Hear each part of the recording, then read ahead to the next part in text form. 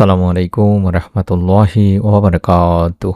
1 minute মাদ্রাসা YouTube চ্যানেলে সম্মানিত দিনী ভাই বোনেরা, আশা করি আল্লাহ তাআলার অশেষ রহমতে আপনারা ভালো আছেন, সুস্থ আছেন। আলহামদুলিল্লাহ। আল্লাহ রাব্বুল আলামিন নিজে ওয়াদা করেছেন দিনী ভাই বোনেরা, বৃহস্পতিবার দিনে হোক কিংবা রাতে হোক, কষ্ট করে মাত্র 2 থেকে 3 শব্দের একটি ছোট্ট দোয়া যদি আপনি 100 বার পড়ে আল্লাহ তাআলার কাছে আপনার জীবনের করা সকল গুনাহের জন্য মাপ চান, ছোট বড় গোপনে প্রকাশে যত বড়ই গুনাহ করুন না কেন, আল্লাহ তাআলার কাছে এই গুনাহ থেকে মাফের দোয়াটি আপনি যদি কষ্ট করে 100 বার পড়তে পারেন, তাওবার দোয়াটি করতে পারেন, রব্বুল আলামিন আপনার গুনাহ ইনশাআল্লাহ মাফ করেই দেবেন। আল্লাহ তাআলা নিজে বলেছেন। আমি অনুরোধ করছি ভিডিওটি মনোযোগ দিয়ে সম্পূর্ণ দেখুন। আমরা সকলেই গোপনে হোক কিংবা ছোট বড় অনেক গুনাহের মধ্যেই আছি বা গুনাহ করেছি, এর জন্য আপনারা অনুতপ্ত হয়ে এই আমলটি করুন, আল্লাহ তাআলা ইনশাআল্লাহ আপনাকে মাফ করে দেবেন। আমলটি নিয়ম মেনে করতে হবে, তাই ছোট্ট ভিডিওটি সম্পূর্ণ দেখুন। আল্লাহ তাআলা আমাদের জীবনে দিন ও রাত দুটি ধারা রেখেছেন, এর মধ্যে কিছু দিন ও রাতকে বিশেষভাবে বরকতময় করেছেন। এতে সঠিকভাবে আমল করলে দুনিয়া ও আখিরাতে সফলতা লাভ হবে। এমন একটি রাত হলো বৃহস্পতিবার রাত, অর্থাৎ জুমার দিনের আগের রাত। বৃহস্পতিবার সূর্যাস্ত থেকে শুক্রবার সুবে সাদিক পর্যন্ত সময়টা অনেক বরকতপূর্ণ দিনী ভাই বোনেরা। হাদিস শরীফেও এই রাতের অনেক ফজিলত, বরকত ও উপকারিতা বর্ণিত হয়েছে। বলা হয়েছে এই রাতে পুরো সপ্তাহের আমল রব্বুল আলামিন আল্লাহ তাআলার সামনে উপস্থাপন করা হয়। এই জন্য আমাদের নবী, প্রিয় নবী সাল্লাল্লাহু আলাইহি ওয়াসাল্লাম বৃহস্পতিবারের রোজা রাখতেন। এ বিষয়ে নবী করিম সাল্লাল্লাহু আলাইহি ওয়াসাল্লাম বলেন, বৃহস্পতি ও সোমবার আল্লাহ তাআলার সামনে বান্দার আমল উপস্থাপন করা হয়। তাই আমি চাই আমার আমল যখন পেশ করা হবে তখন যেন আমি রোজা অবস্থায় থাকি। সুনানে নাসাই শরীফের একটি হাদিস। আমরা জানি অসংখ্য মা ও বোন এবং ভাইয়েরা বৃহস্পতিবার সোমবার রোজা রেখে থাকেন। আপনারা যদি পারেন রোজা রেখে বৃহস্পতিবার দিনে হোক বা রাতে হোক এই আমলটি করবেন, আল্লাহ তাআলা ইনশাআল্লাহ আপনার জীবনকে পরিবর্তন করে দিতে পারেন। এই দিনের রোজার সবচেয়ে বড় ফজিলতই হলো এর মাধ্যমে আল্লাহ তাআলা গুনাহ মাফ করেন। সুবহানাল্লাহ। আবু হুরায়রা রাদিয়াল্লাহু তাআলা আনহু থেকে বর্ণিত, তিনি বলেন, নবীজি সাল্লাল্লাহু আলাইহি ওয়াসাল্লাম গুরুত্বের সাথে সোমবার বৃহস্পতিবার রোজা রাখতেন। এ বিষয়ে নবী করিম সাল্লাল্লাহু আলাইহি ওয়াসাল্লামকে জিজ্ঞাসা করা হলো, আল্লাহ রাসূল সাল্লাল্লাহু আলাইহি সাল্লাম, আপনি গুরুত্বের সাথে সোমবার বৃহস্পতিবার রোজা রাখেন, এর কারণ কি? নবীজি সাল্লাল্লাহু আলাইহি সাল্লাম বললেন, সোম ও বৃহস্পতিবার আল্লাহ সব মুসলিমকেই ক্ষমা করে দেন, তবে ওই দুই ব্যক্তি ছাড়া যারা একে অপরকে বর্জন করেছে তাদের সম্পর্কে রব্বুল আলামিন আল্লাহ বলেন, পরস্পর মিলে যাওয়া পর্যন্ত এদেরকে আপন অবস্থায় ছেড়ে দাও। সুনানি ইবনে মাজার একটি হাদিস। তাই যেই মুসলমান পরস্পরের সাথে ঝগড়া করে অন্যের প্রতি রাগান্বিত অবস্থায় থাকে তাদের এই রাতেও ক্ষমা করা হবে না। একইভাবে আত্মীয়তার সম্পর্ক ছিন্নকারী, অর্থাৎ আত্মীয় স্বজনের সাথে যারা সম্পর্ক ছিন্ন করেছেন তাদেরকেও এই রাতে ক্ষমা করা হবে না। এ কারণে নবী করিম সাল্লাল্লাহু আলাইহি সাল্লাম কোনো মুসলমানকে অন্য মুসলমানের সাথে 3 দিনের বেশি রাগ করে থাকতে নিষেধ করেছেন। বুখারী শরীফ, মুসলিম শরীফের একটি হাদিস। আমি আমার দিনী ভাই বোনদেরকে এই জায়গায় একটি কথা বলতে চাই, আপনারা যখনই এই আমলটি করার নিয়ত করছেন বা মনে মনে ভাবছেন যে আমি আমলটি করব, তখনই একবার হলেও আপনি যদি কারোর সাথে আত্মীয়তার সম্পর্কের সাথে হোক বা যে কারোর সাথে রাগান্বিত অবস্থায় যদি থাকেন, একটু কষ্ট করে রাগটাকে কন্ট্রোল করে আপনি এখন ফেসবুক, মেসেঞ্জার, হোয়াটসঅ্যাপ, ইমো যে কোনো জায়গাতেই মোবাইলেও SMS দেওয়া যায়, আপনারা সরি বলে বা আমার ভুল হয়েছে কিংবা আসসালামু আলাইকুম বলেও সালাম অন্তত দিন। আল্লাহ তাআলা ইনশাআল্লাহ এটা ওসিলায় দেখবেন আপনাকে শান্তি দান করবেন দিনী ভাই বোনেরা। আমরা এই বৃহস্পতিবার যদি পারি রোজার আগে আমলটি করব, না পারলেও কোনো সমস্যা নেই, আমরা এই দোয়ার আমলটি করব। আমরা শয়তানের প্ররোচনায় পড়ে আল্লাহ তাআলার অবাধ্যতায় লিপ্ত হয়ে গুনাহ করে ফেলি দিনী ভাই বোনেরা।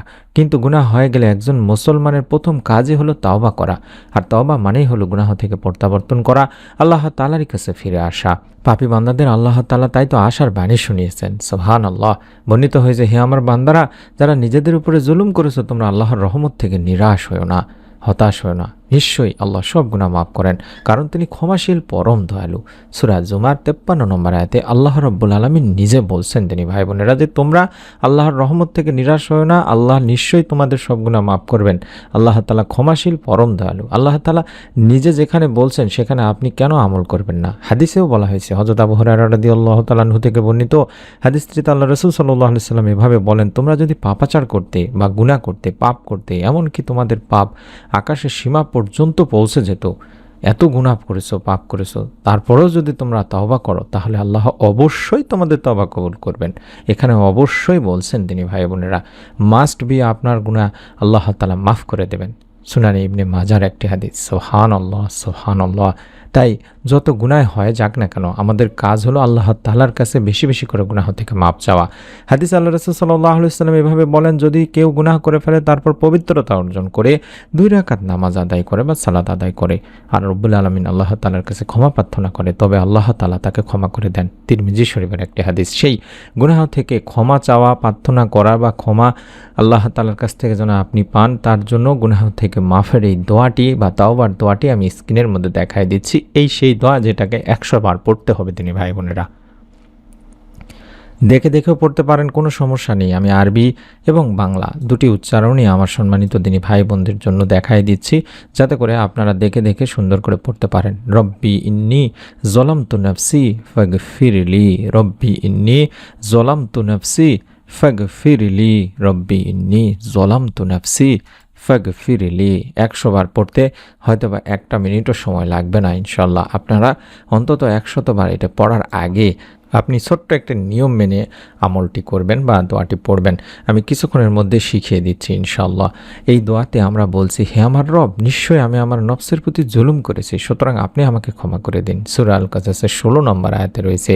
নিয়মটি হচ্ছে, আপনি যদি পারেন বৃহস্পতিবার রোজা রাখবেন, যদি না পারেন কোনো সমস্যা নেই। বৃহস্পতিবার দিনের রাতে যখনই আমলটি করবেন, সর্বপ্রথম কাজ হলো নিয়ত করে নেওয়া। চাইলে মনে মনে করতে পারেন, অথবা আমি যেভাবে দেখাচ্ছি কমেন্টে অন্তত আমিন লিখেও নিয়ত করুন, অর্থাৎ ভিডিওটির কমেন্ট সেকশনে বাংলায় বা ইংলিশে বা যেভাবে হোক আপনি আমিন বা যে কোনো কিছু লিখে কমেন্ট করে নিয়ত করুন। তারপরে কাজ হলো দরুদ শরীফ পড়ুন। অন্তত 11 বার এই দরুদ শরীফটি পড়তে পারেন, অথবা দরুদ ইব্রাহিমও পড়তে পারেন। আল্লাহুম্মা সাল্লি আলা মুহাম্মাদিন ওয়া আলা আলি মুহাম্মাদ, আল্লাহুম্মা সাল্লি আলা মুহাম্মাদিন ওয়া আলা আলি মুহাম্মাদ। এভাবে এই ছোট্ট দরুদটি অন্তত 11 বার পড়ে নিন, কারণ দরুদ না পড়লে আপনার দোয়া আল্লাহ তাআলার কাছে পৌঁছাবে না, দোয়া কবুল হবে না তিনি ভাই বোনেরা। হযরত ওমর বিন খাত্তাব রাদিয়াল্লাহু তাআলা আনহু বলেন, নিশ্চয়ই বান্দার দোয়া মুনাজাত আসমান ও জমিনের মাঝখানে ঝোলানো থাকে, তার কোনো কিছু আল্লাহ পাকের নিকট পৌঁছায় না যতক্ষণ না বান্দা তোমার নবীর প্রতি দরুদ পাঠ করবে। তিরমিজি শরীফের একটি হাদিস। তাই আমাদের কাজ হলো দরুদের আমলটি করে নেওয়া।